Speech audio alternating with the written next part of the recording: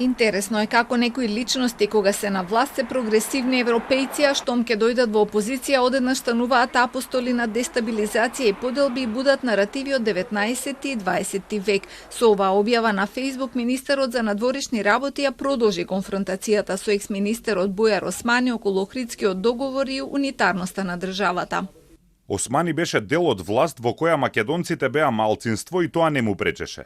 Напротив, одлуки се носеа и во владата и во собранието без македонско мнозинство и се беше во ред, демократски и европски. За Османи проблемот не е во моделот, проблемот е што дуи повеќе не е на масата. Реакцијата следи откако екс-министерот обвини дека неговиот наследник не ја разбира суштината на Охридскиот договор.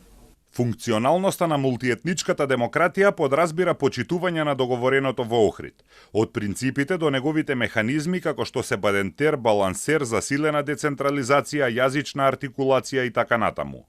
Оној што не ја разбира или не сака да ја прифати оваа реалност, директно удира во темелите на современата државност. Полемиката почна веднаш по кандидатурата на Османи за градоначалник на Чаир, кога екс-министерот зборуваше за така наречена автономија во одлучувањето. Ова актуелниот министер го протолкува како порака на јасен политички проект за редефинирање на државата, што е опасно за целиот регион.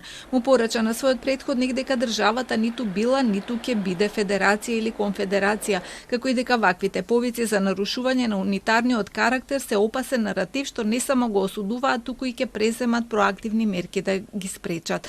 По кандидатурата на Османи за градоначалник на Чаир се погласни се и шпекулациите дека против кандидат ќе му биде вице-премиерот Изет Меджити од Вреди, со што оваа општина станува и епицентар на политичката битка меѓу партиите на албанците на власт и во опозиција.